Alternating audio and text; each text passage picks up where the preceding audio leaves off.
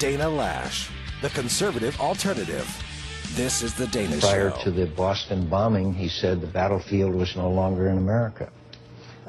He's the only one that voted that Iran must not be just contained in their pursuit of nuclear weapons. I disagree, and I think that he's naive about the threat.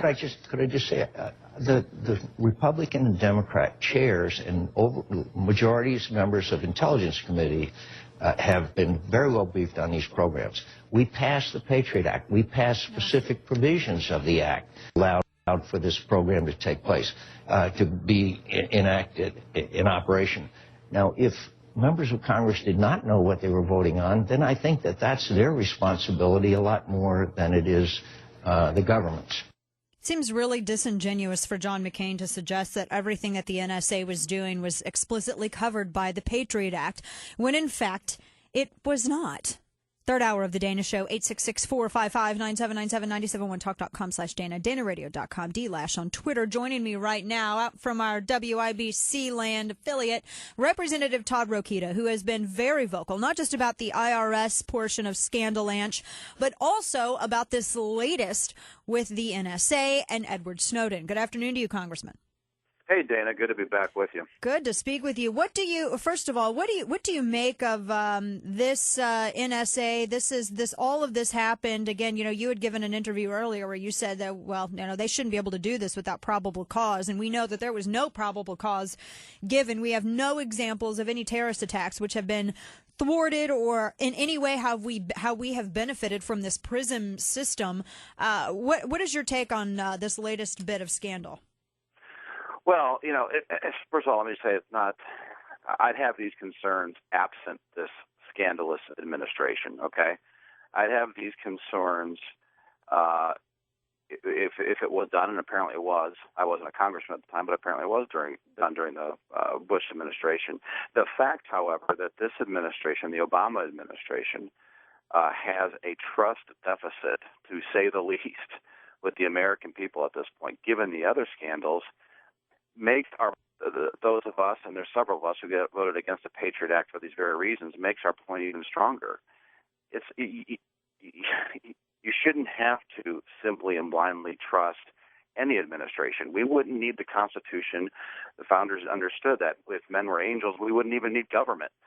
But men are not angels. We need government in place, and those that are in government are not angels, and that's why we have things like the Fourth Amendment.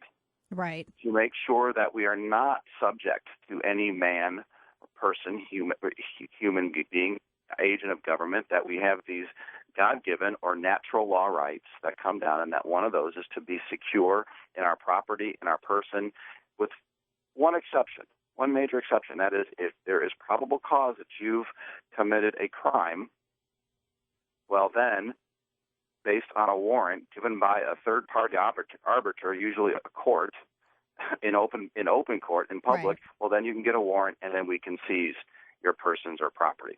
Right.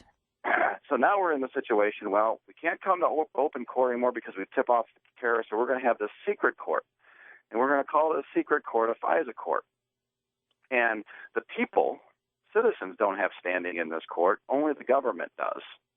But that's okay. There's some indirect kind of judicial oversight, and from time to time, thank God that Jim Sensenbrenner, the author of the Patriot Act, made these the business records exception, or the business records part of the Patriot Act, subject to sunset, so that Congress can review them from time to time, like we did about a year or so ago, and go from there. Now, I and several others voted against the Patriot Act at that time because, again, there wasn't enough check and balance in this law to make me comfortable with it. And this is an exact outcome of not having that check and balance or that review.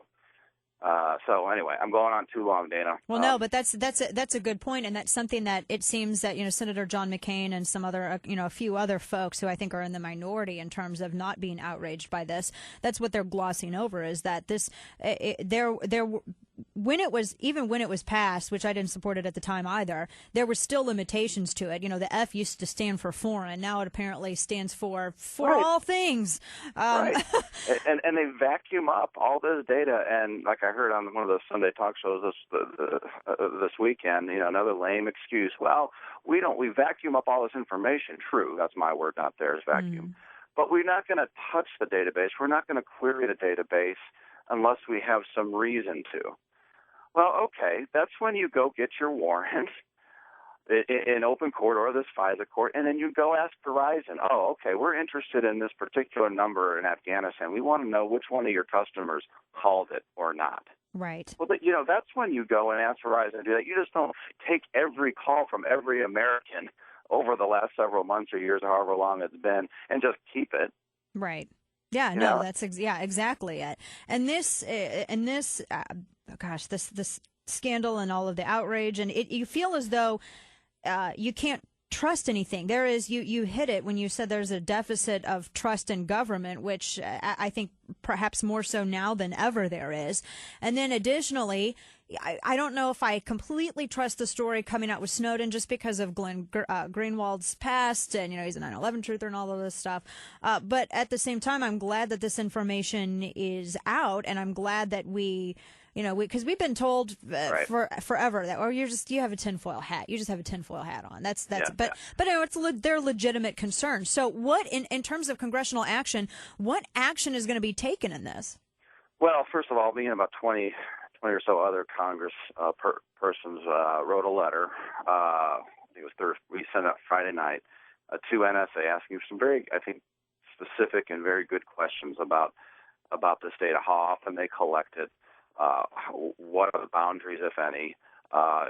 Give us all your memoranda and legal position regarding Section 215 of the Patriot Act, which is this business records disclosure requirement, and just digging into them. So that's happened immediately. And now, you know, we'll be back in session for votes tomorrow, and I imagine this is going to take up a pretty good bandwidth of what at least our caucus discusses. You know, one of the defenses of this operation and of the Patriot Act is that Congress has been briefed 14 times or 17 times, I forget the exact number. Well, our leadership has, maybe, right. But Tuesday is going to be the first time a guy like Rokita and the rest of Congress, rank and file, or even if we're subcommittee chairman, we don't get this kind of briefing. Jim Sensenbrenner hasn't gotten any briefings, and he was the author of the Patriot Act. Right. It's the first time we're going to be briefed. Is going to be this Tuesday. So we're going to go from there, Dan. The specifics, I imagine, in my mind's eye, I'd like to bring some amendments forward and get the Patriot Act tuned up at the very least, because we've seen now that government does this, whoever's in power. Right. And so we have to rebalance it. To be in line with the Constitution. Oh, absolutely. Last quick question for you. In terms of the IRS, the other portion of the Scandalanch, what is there, like 6 or 7 government agencies now involved in Scandalanch? Is there obviously tax reform, but is there anything that's going to, Lois Lerner's still on administrative leave. She's still receiving a paycheck. So far, Sarah Hall Ingram hasn't been called forward to answer any questions. I hope that the attention to this doesn't die down. Is there anything that's on deck in terms of what Congress can do? Because obviously it's far from over with the IRS.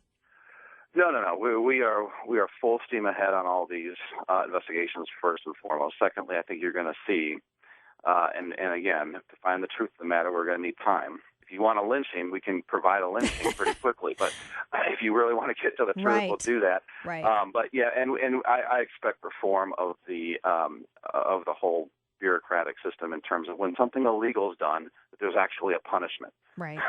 Yeah.